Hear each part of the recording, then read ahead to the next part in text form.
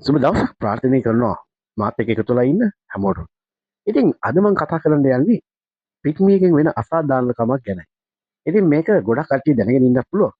ඒ වගේම ගොඩක් කට්ටිය දන්නේ නැහැ. හැබැයි මේක නොදැනෙන තමයි මේ අසාධාරණකම වෙන්නේ. ඒ මොකද්ද කියන එක අපි වීඩියෝ එකෙන් දැන් කතා කරමු. ඔයා channel එකත් එක්ක එකතු වෙලා හිටියේ නැති කෙනෙක් නම් ඔයාලට පුළුවන් අපේ channel එක subscribe කරන්න. bell icon එක all icon එකට change කරගත්තොත් මේ සම්බන්ධව දාන ඕනෑම වීඩියෝ එකක් ඔයාලට දාන සැනින් ඔයාගේ ළඟට ගෙන්ව ගන්න පුළුවන්. ඉතින් අපි දැන් වීඩියෝ එක කියලා කතා කරලා යාළුවනේ අපිට ක්‍රම දෙකක් තියෙනවා කතා කරන්න. එකක් තමයි දුර හයර එකක් යන එක. ඒ වගේම ළඟ හයර එකක් යන එක.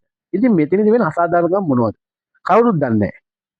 වා එලවන්නේ බයික් එකක් වෙන්න පුළුවන්, කාර් එකක් වෙන්න පුළුවන්, ට්‍රක් එකක් වෙන්න පුළුවන්. මේ අසාධාරණකම අනිවාර්යෙන් මේක හැමෝටම වෙනවා. මොකද්ද මේ අසාධාරණකම කියන්නේ? හරි. බලන්න.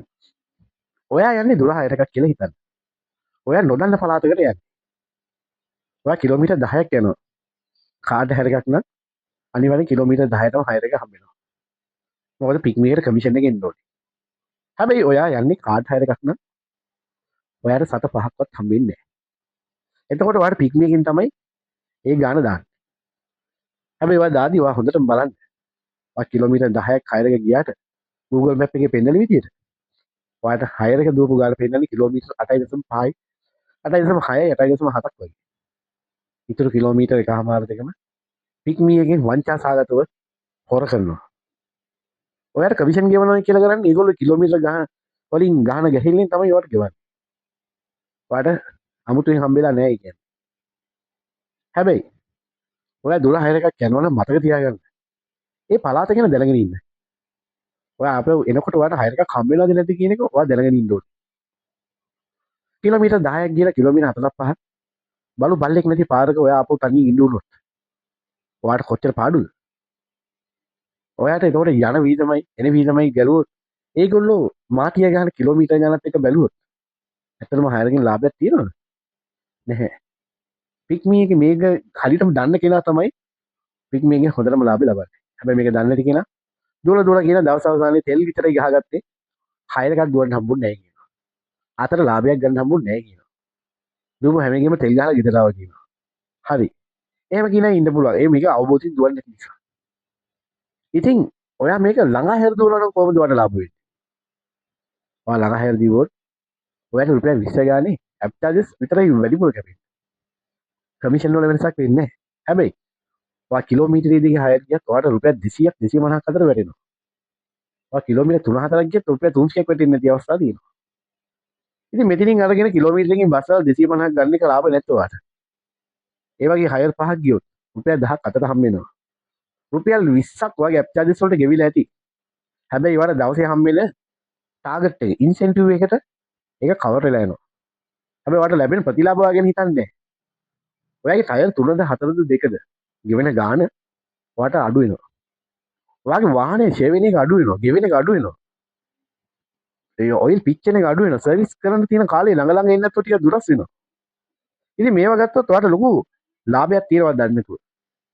ඉතින් මම නම් රෙකමන්ඩ් කරන්නේ පික්නිකේ දුර හයර් ගිහිල්ලා අනාථ වෙනවට වඩා ළඟ හයර් ගිහිල්ලා ලාභයක් ලබන එක තමයි. ඔයාට කෑෂ් හයර් එකක් ගියොත් බය වෙන්න දෙයක් නැහැ. සම්පූර්ණ ගාන ඔයාට හම්බ වෙනවා. මොකද කමිෂන් එක අඩු කරලා ඇප් එකට දානවා.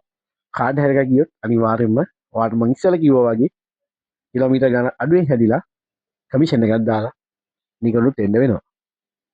ඉතින් හොඳම සීන් එක තමයි මං ඉස්සෙල්ලා කිව්වා වගේ ඔයාට කිසිම කේස් එකක් නැතුව ළඟ හයර් දිවනම් ඔයාට ලොකු ලාභයි. ඉතින් ඔයා මේක ෆුඩ් රයිඩර්ස්ලටත් එහෙමයි. කෑම අරගෙන කට්ටිය ඉන්නේ. ඒගොල්ලන්ටත් එහෙමයි.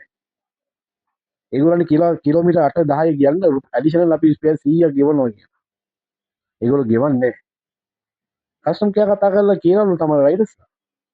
අපි කමෙන්ට් එකක් දාන්න අපි පැමිණිල්ලක් දාන්න කියන විතරයි. අද එළුතුරු ඒ සල්ලි රිටර්න් වෙලා නැහැ ඒගොල්ලන්ට. ඉතින් එහෙම යන්න ඕනේ ළඟ අයස් දෙකක් එක ළඟ ගියාම වැඩේ ඉවරයි. දුර ගියාම ටාගට් ගහන්න වෙන්නේ නැහැ.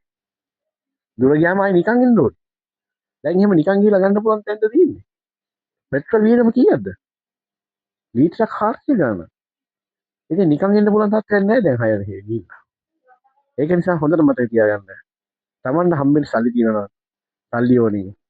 හොඳම විදිය ඔයා යන්න පටන් ගන්න 6 කිලෝමීටර් ගන්න ස්ක්‍රීන්ෂොට් එකක් ගන්න Google Map එකේ. ගිහලා බලන්න වෙනස්ද කියලා. 6ක ලියා ගන්න පොඩි පොතක ටික දවසක්. ඒ විදිහට ලියාගෙන ගිහින් සතියේට එක දවසක් ඔයා යන්න පික්මි නුගේගොඩ ඔෆිස් එකට. ගිහිල්ලා එක හයරකින් හයරක එයාට පැහැදිලි කරන්න. මම මෙච්චර ගියා මට හම්බුනේ මෙච්චරයි. මම මෙච්චර කිලෝමීටර් ගණන් ගියා මට වෙලා තියෙන්නේ මෙච්චරයි. ඇයි ඒ?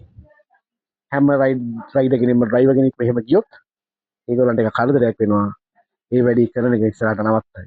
කවුරුවත් ගියේ නැත්නම් ගණන් ගත්තේ නැත්නම් තව අවුරුදු ගාණක් යනකම් පිටි තියෙනකම් ඒගොල්ලෝ ඔය වැඩි කරනවා.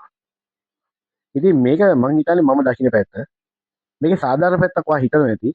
ඔය සාධාරණ පැත්ත හිතනවා නම් මොකක්ද හිතන පැත්ත කියලා කමෙන්ට් එකක් දාන්න අමතක කරන්න එපා. ඔයාගේ අදහසත් අපිට වටිනවා. මට වගේම මේ වීඩියෝ එක බලන හැමෝටම ඔයාගේ කමෙන්ට් එක වටිනවා. ඉතින් මේක ඔයාගේ යාළුවෝ අතර ෂෙයා කරන්න. ඉතින් මේ ඔබ දුවන යාළුවෝ ඉන්නවනම් එයා අතර මේක ෂෙයා කරන්න. අපි යාළුවගේ අදහසත් බලමු මොකක්ද ඇත්තටම වෙන්නේ කියලා. එහෙනම් වීඩියෝ එකත් එක්ක එකතු වෙලා හිටපු ඔයාලට ගොඩක් ස්තුතියි. අපි තවත් අලුත් වීඩියෝ එකක් එක්ක ඉස්සරහට හම්බෙමු. එතකන් සුබ දවසක්.